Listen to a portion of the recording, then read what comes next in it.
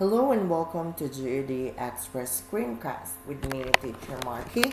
Today's lesson focuses on GED Mathematics, and this is specifically about negatives in number line.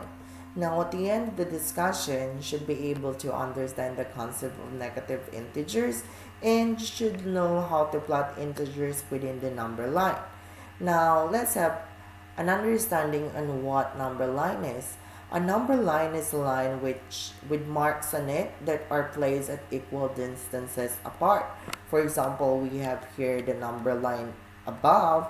There are partitions between two numbers. Specifically, this one, we have here our midpoint, which is 0.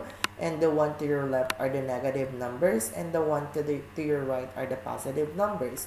One mark on the number line is usually labeled 0, and then each successive mark to the left or to the right of the 0 represents a particular unit, such as 1 or 1/2. Now, number lines can be used to represent whole numbers, such as 0, 1, 2, 3, and so on. And it can also represent positive numbers, such as the numbers after 0, from 1 to an infinite number of positive numbers. And on the other hand, we have negative numbers. That would be any number that is less than 0.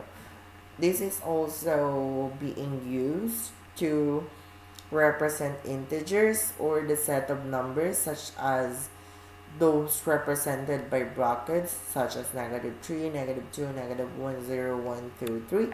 And in this case, we have here an arrow at the end of the number line to indicate that the number line is infinite or it is endless.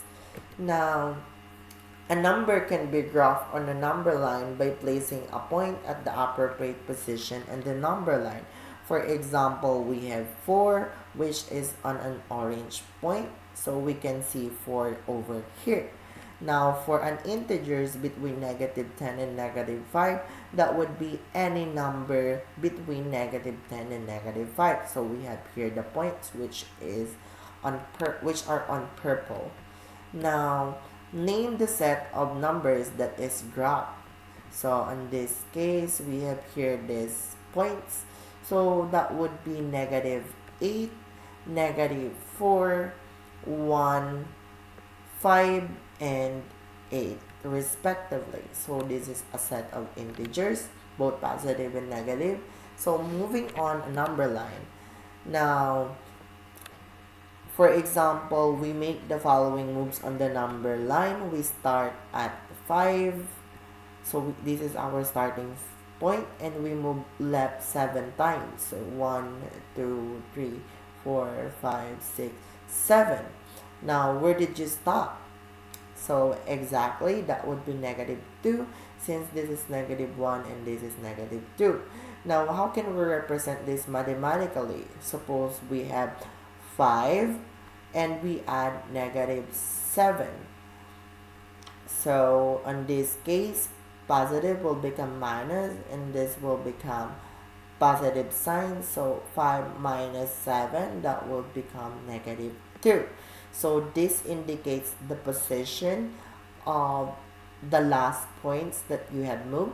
Now you need to consider that movement to the right in the number line is in the positive direction, which means it is increasing. So to your right, it is increasing, or to make it simple, the one which is in positive sign is increasing, and movement to the left on the number line is in negative direction, which means it is decreasing. Now, since you have already an understanding about negative numbers and the position of it in the number line, let's try these examples. Now, grab the set of numbers on the number line and write two inequalities comparing the two numbers, such as -2 and 7, -9 and -4, and 3 and 8. Now, try finding the sum using the number line. 3 plus 7, -4 plus 12, and -6 plus 6. Also, -1 plus -7, and -9 plus 5. You can pause the video for a while and answer the question on a separate sheet if you want.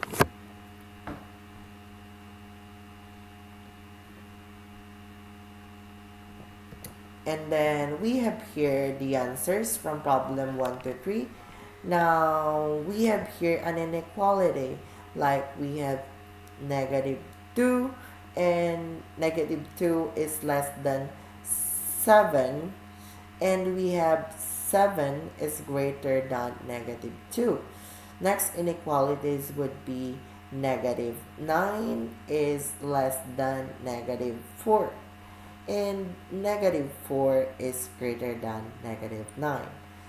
Next we have 3 is less than 8, whereas 8 is greater than 3.